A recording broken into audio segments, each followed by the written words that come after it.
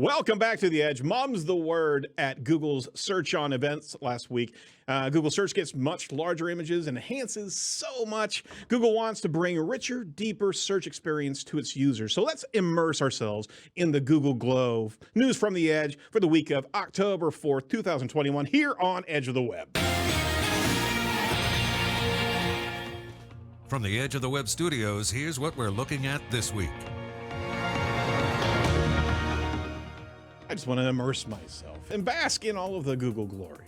I mean, there's so many things they're doing right, Morty. It's fantastic. I was so first. I haven't been here in 2 weeks. I know. And then you kind of like shifted that intro a little bit. A little bit, yeah. I don't know where am I? I feel so disoriented. We're the softer, nicer edge of the web. Right, so just sit down, have some bubble tea. Right, I think I just turned it down for us. It was really loud in our headphones for some reason. I turned it down. Oh, yeah. No, he was. I put mine on 11. Always at 11. This is Edge of the Web. I'm your host, Erin Sparks. Around the horn here is Mordy Oberstein, head of communications over at SEMrush, and Jacob Mann, studio creative director of Site Strategics. How you guys doing? Good. So, yeah, I'm just gonna. I'm doing well. Good. Did you see I added something to my monitor? To your monitor? What's that? What is that? Is that a tweet? You could just... He literally framed Morty's tweet. Jacob is the best. Oh Jacob my is the bloody best. God! You wouldn't tweeted be it. Did you get without approval Jacob. for doing that in the studio? I don't think I did not see a TPI report on It that. It is a framed tweet. It is official. It is official. you Yeah, can't. it's also a verified tweet. It's a very. Does he have his blue check there? He does.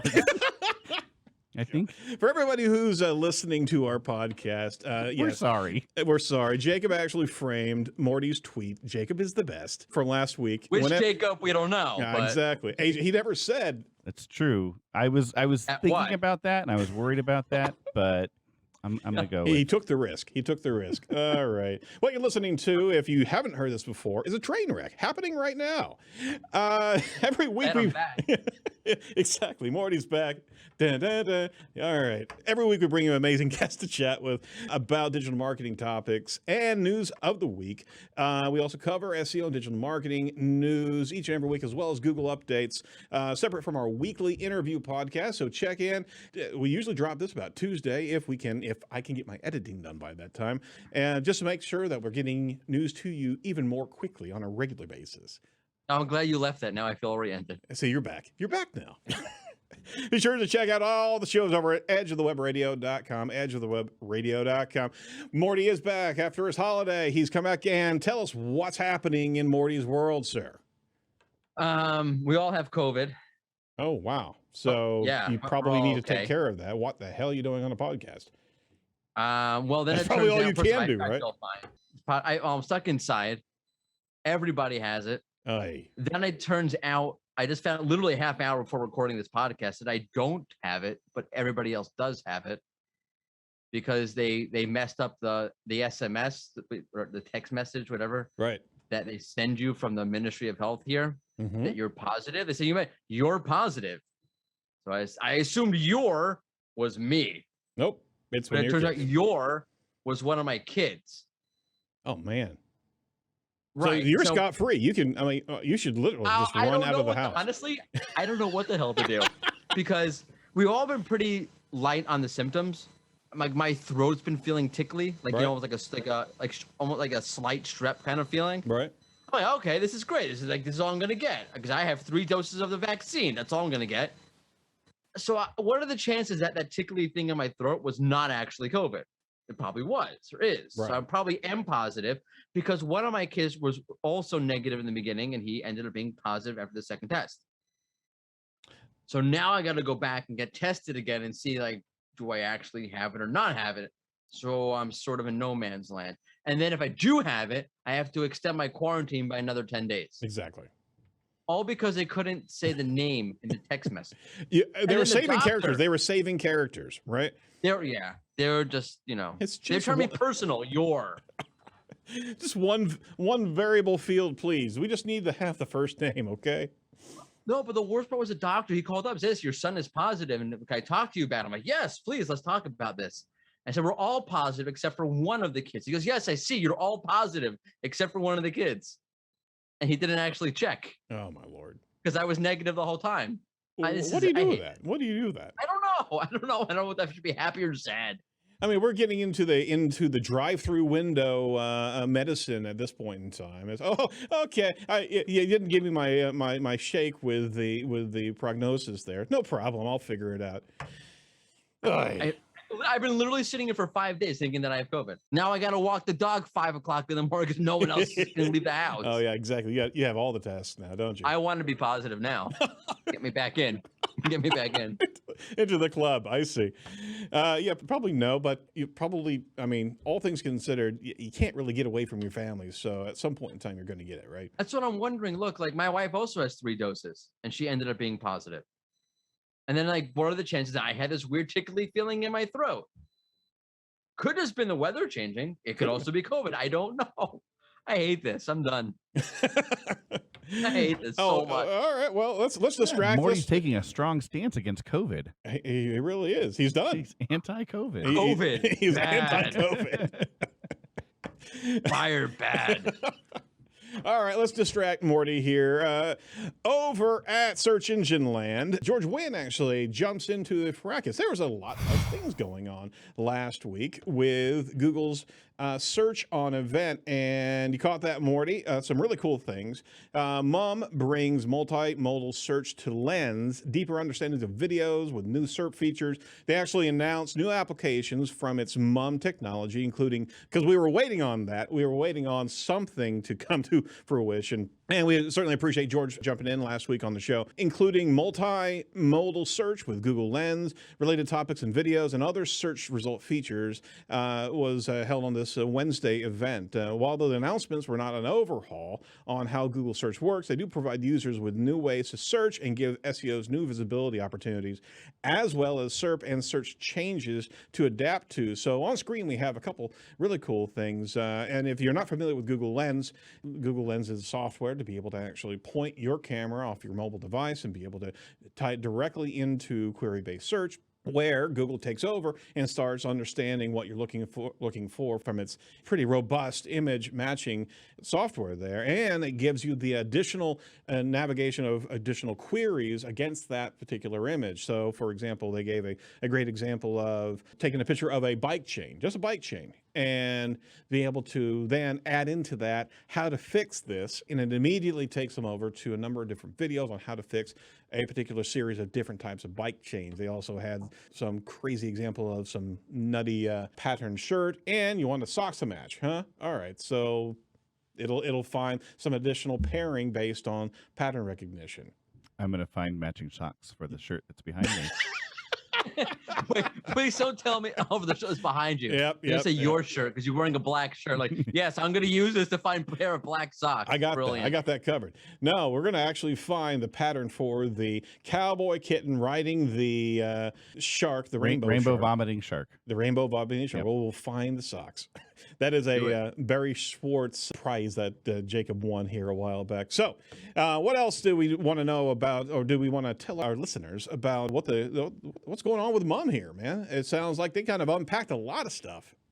There's a lot of cool stuff in here. I mean, first off, it kind of makes sense what Mum is, multimodal, right? It's able to look at different data sets, image content and actual written content, and merge those two things together. So that's perfect. It's really cool, right? Yeah, it is.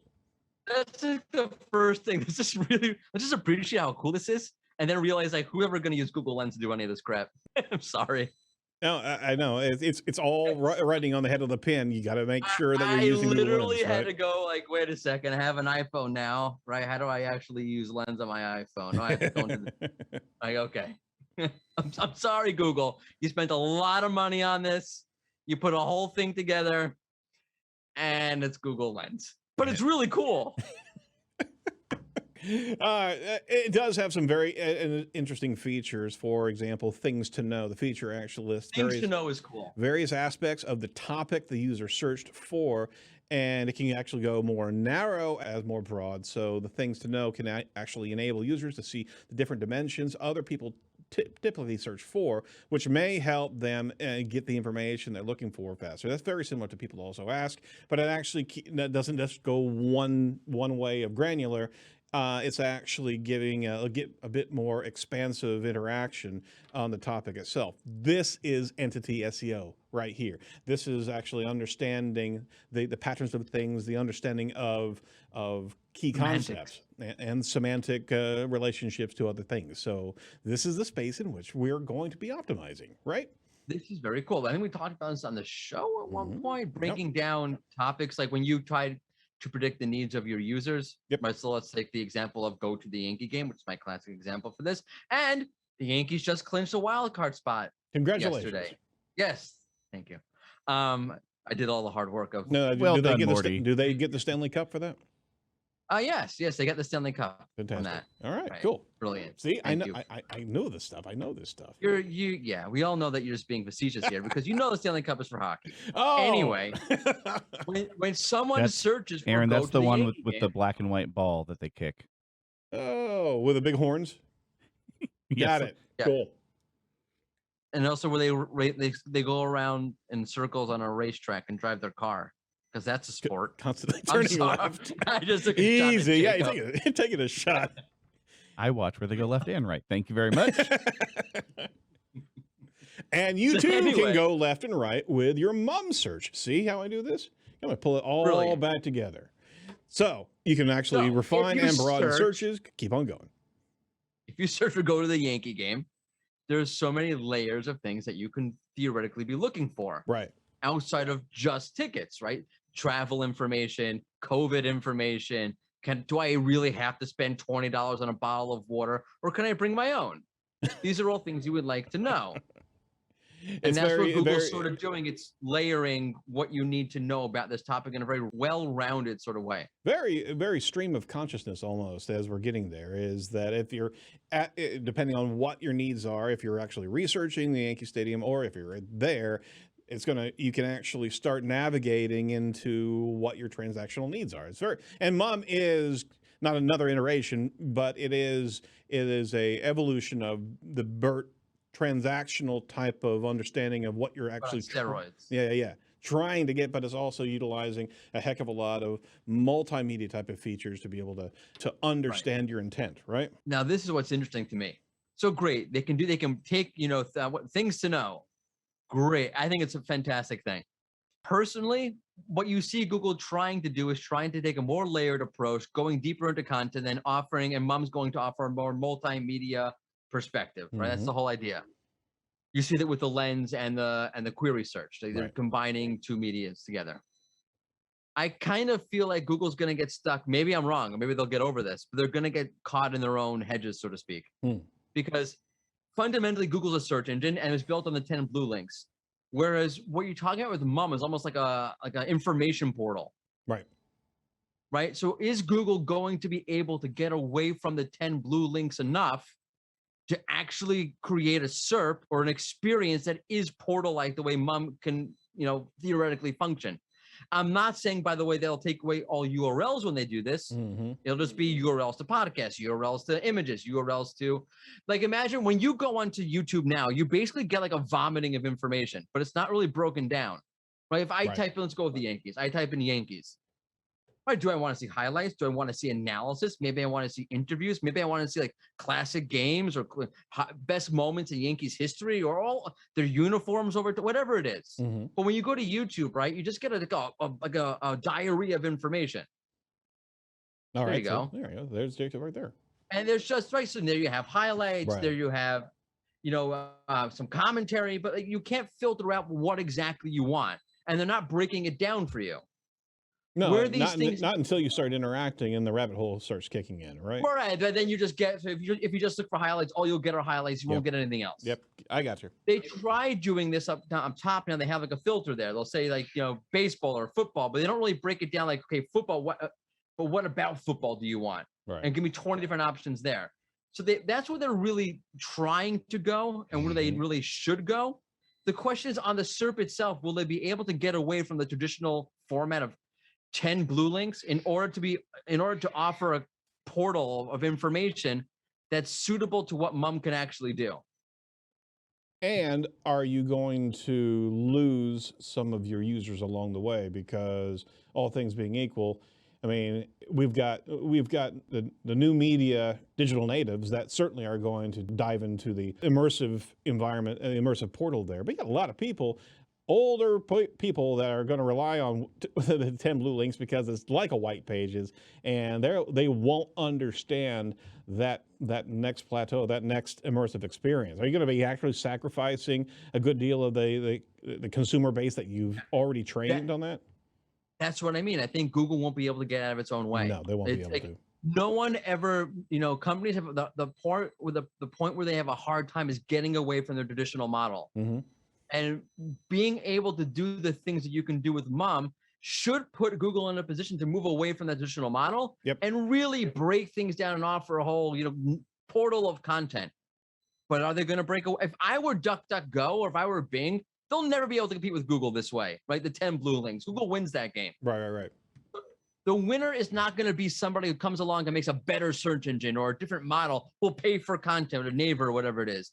It's going to be someone who comes along and says, you know what? Let's reinvent the search engine altogether and what a search engine means. And is that level too high now? Does Google now own the game because they can deliver at scale where no company is going to be able to reinvent something as quickly as they can? So there's a number of different perspectives of how people are going to actually use and adopt this. And will mom just be very much like another tab on the Google search way? If I want to go into multimodal, I can do that as an escape hatch into all of the different areas. But will 10 blue links still be our cornerstone? I think it's going to be there for a while, just because I think so too. Until the older generation doesn't interact with it. Wow. That's a nice way of saying are gone. Until the older generation doesn't interact with it. Yeah, or they get on the bandwagon. How about that? Okay, I'll stick with that because I'm getting old too. All right. My son is 21. I know, exactly. Make me feel old there. He took me out on the airsoft course this weekend and peppered me full of holes, man. Yeah, I saw those. Yeah, I'm a bit hurt. Marks on your arm. I know, but hey, that's a bonding moment. That's really what he loves you. Multiple times in a fully automatic way. Come here, father. Let me pellet you with this thing here and turn your arm and riddle it with bruises and see, it's love. It is love. That's how we show love in the Sparks family. All right, for Search Engine Land with Barry Schwartz, Google is showing us some love there with larger images, enhances about this result, gets more shoppable, and we're talking about mom, and that was the highlight of Google's SearchOn event. The company also announced a number of changes to the search result that are important for search marketers to understand.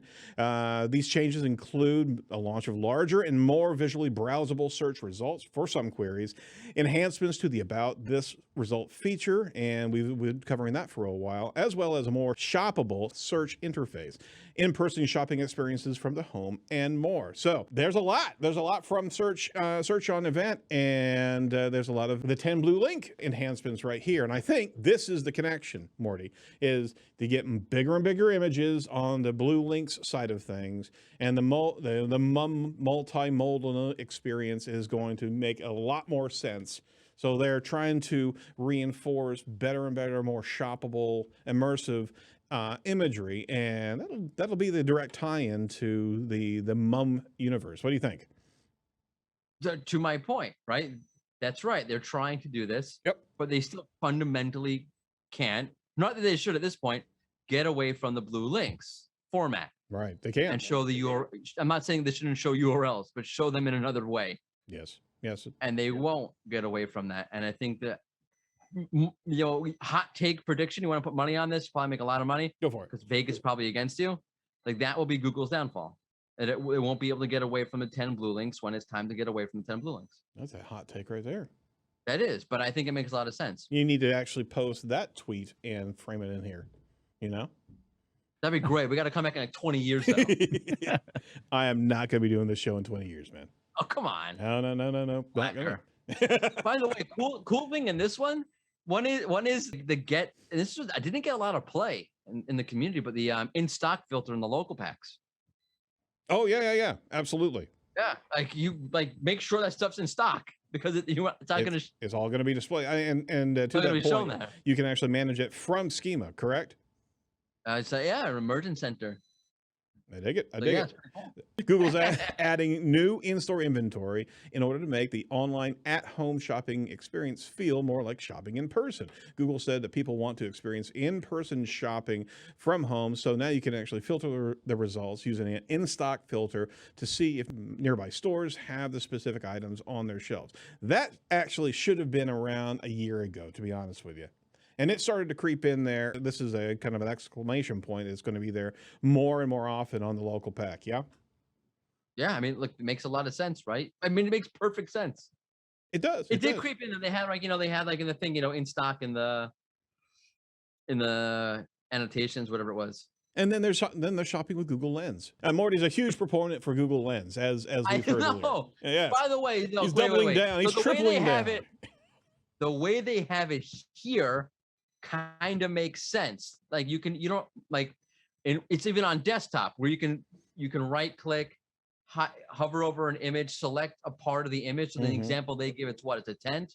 They have a whole camping site, and you can sort of crop the tent within that overall image and see other images related to that tent. And that's cool. And is that just with that's just with Chrome, of course. Yeah. Well, you want it should be on Brave. Yeah, come on. All right. I mean, on the other hand, is that encroaching on your website? Like now you're gonna have search results overlayered on your website. I had to say it. I'm sorry. Wow. All right. A little bit more. They're encroaching a little bit more on our own content, right? That's what you're saying? I got you started. Yeah, you really did. Why would you do that? I've been trying to immerse in the Google glow today. All right, we are proud to have Site Strategics as our continued sponsor of Edge of the Web. We're pioneers of the agile digital marketing methodology. Our core specialties are technical SEO, content SEO, entity SEO. Yeah, I'm going to throw that into the mix. And we also focus on core web vitals, search engine marketing and management, as well as conversion optimization. Now, focus on results-based marketing that actually works. So if you're interested in what we can do for you, give us a call at 877-SEO for web or 877-736-4932. All right, back to the basking. Our third article is from The Verge. Google's search next phase, context is king. I love it. I love it. I love it. So from Dieter Bahn over at Verge, Google says search is still far from being solved, but they're leaning directly into context. So the SearchOn event that they had last week, Google introduced a lot of different features. Taken all together, that's the strongest attempts yet to get people to do more than just type a few words in a search box, like we were talking with Mum and the large image interaction, right? Google's Senior Vice President, Prabhakar Raghavan, oversees search alongside assistant ads and other products. He says he likes to say, and repeated in an interview this past Sunday, that search is not a solved problem. May be true, but the problems he and his team are trying to solve have less to do with wrangling the web and more to adding context to what they find there. So, for example, Google's actually going to be flexing its ability to recognize, I love this phrase, constellations of related topics using machine learning and present them to you in an organized way. A coming redesign to the Google search will begin showing things to know boxes that send you off to different subtopics. A constellation of related topics. That is semantic SEO at its core. It's the entity relationship that we're all striving for. And boy, this weekend was a good deal of tweets around that key concept. And Jason Bernard, Bill Slawski, a number of people were chiming in on that space, is that semantic SEO is here. Entity SEO is what we're talking about. There's no longer a focus on the keywords. You have to have good quality subject matter on your content, outside of your content, linking back to your content, having a narrative regarding your subject matter expertise and these subtopics that you should know about regarding your services and specialties. This is all being soaked up by Google and understanding that you are an authority in that space. I'm going to get off my soapbox here. What do you think about the lean in that it's not a small thing they're doing? They're really embracing this entity SEO, right? I'm not paid to think. So I thought it was a really cool article. It brings up a lot of interesting points. I think their take on what Google's doing with machine learning is a little bit linear. Okay. Like they almost make it sound like Google's just bringing everything it can, and plus the kitchen sink and showing all sorts of related topics. Google's not just going wider; it's going deeper and parsing topics and parsing entities or parsing concepts down to their finer and more latent parts, which I don't think people appreciate enough about what's actually happening. It's not just wow, so many related things. It's not a volume thing; it's a quality thing. They make a couple of good points about bias and as Google's doing this, they bring up the whole point of, well, Google's going to have more of their own content there, and is there bias in the data set and the machine learning and so forth. I don't want to get into that we did with Andrew Optimizy on a special episode of the Edge of the Web podcast, which we're going to do right now, as sponsored by Stride Strategics at 877 SEO for Web. Nice. I'm making a point here. Whether or not that's true or not, the fact that people are now talking about this more publicly, and actually Andrew Optimizy posted another tweet the other day about another article talking about something similar, and this was his point, so it's not my point. I'll say in his name. The fact that more people are talking about this publicly isn't going to be a bigger and bigger issue for Google as time goes on. The deal is that you're absolutely right. We're in this space where we're the consumers trying to understand what Google is about to do. They're showing a good deal of their cards because they've already been planning this for decades of the semantic SEO, these deeper relationships of understanding. But yeah, your point is our previous show, we were discussing how it's curating, how it's actually pulling that content and not giving credit where credit's due to the purveyors of the content. So we've got this dichotomy here. We want more intuitive search results and more multimodal search results. At least that's what Google's betting on. But at what cost are they actually picking up that content and using it away from the websites that actually created the content? So we're feeding the beast into a whole nother direction, right? Right. And then you layer on top of that, which we also covered on the show with George Wynn way back when, that there's this whole issue of bias in their machine learning. That's right. Google, of course, denies it or says that of course there is bias, but blah, blah, blah. But people are going to make a big issue out of this. Google's going to have to address it at a certain point if it's going to keep going down the rabbit hole of things like MUM and deeper intelligence and so forth. It's going to keep coming up and coming up and coming up as an issue. And even if it's not true, which I'm not saying it is or it's not, I don't know enough to say it is or it's not. Certainly optically, it's true. And they're going to have to figure this out. They do. And there is the final point along the journey there is who's watching the watchman, right? Is you've got the bias out there. How do you actually regulate this? And not regulate to the official legal capacity, but how do you actually self-right in making sure that everything is not a machine learning quagmire, that it kind of moves away from. We don't want Google in the space of its interpretation of truth. We want to be able to have relevancy and true authority in the marketplace. That's what we're trusting Google to do, right? Yep. Not to tell us what truth is. Yeah. And when it does, now you're going to have a really hard time figuring out where that traffic came from. Oh, gosh. If it does send traffic to your site, because now there's like layer upon layer upon layer upon layer of ways to access search results, things to know about this result, blah, blah, blah. It's going to be a nightmare for data providers. Absolutely. Absolutely. How in the world are we actually going to be able I mean, you're working for SEMrush over there. They got a fantastic amount of understanding of the SERP features, but that's the SERP features that we know in the 10 blue links corral, right? This is like layered and it's very deep. I'm not at liberty to discuss it publicly, I don't think. So I'm not going to. Oh, we'll take it offline. Shh. We'll still record. All right. Go ahead, tell me. However, for you, the marketer, you're going to have to understand like where an attribute where your traffic is coming from. It's coming from these like in features with the URL there, right? Almost like Discover kind of thing. When now you have that in Search Console, but It'd be nice if they do have reporting around this stuff. Oh my gosh, there's going to be these subtle signals, and whether or not your lineup of media is robust enough to be able to be a authoritative kind of dispenser back to Google, you'll be able to actually see a portion of that, but you'll never get a full feedback on, okay, the investment that we did on podcasting paid off this much, the investment we did on videos paid off this much, because we're not going to be able to see those signals. They're going to be so nuanced that it's really going to be it's a big problem in general. Yeah. It's going to be a bigger problem in general, I think, as time goes on and things get more layered. Not just with Google, in general. You're absolutely right. But we will be taking those layers apart, peeling them back every week here on the show. And on SEO Chat every Thursday at 1 p.m., right? That's correct.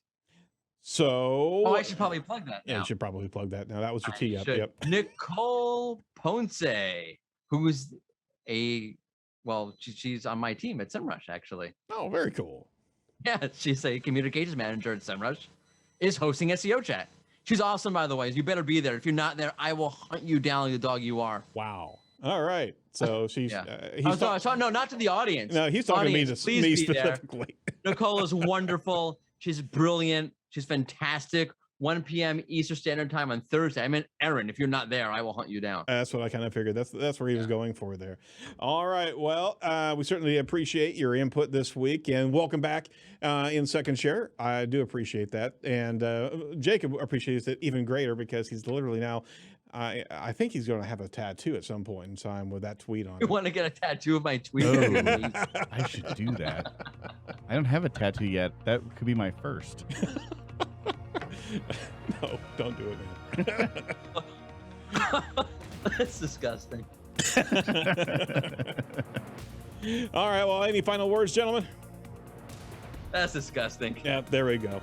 We'll sign off with that. That's it for Edge of the Web this week, Edge News at least. Check out our show coming up with Victor Zitlermiski. We're actually talking about Black Hat Core Web Vitals manipulation. Yeah, it's a thing, and we actually unpacked it pretty sizably this week as well as next week. So check that out. From all of us over at Edge of the Web, be sure to like, comment, and subscribe to our YouTube channel as well as give us a review online. We'd love to have it over at iTunes. That's how we feed the algorithm. So from all of us over at Edge, be safe, be well, and do not be a piece of cyber driftwood. We will talk to you next week.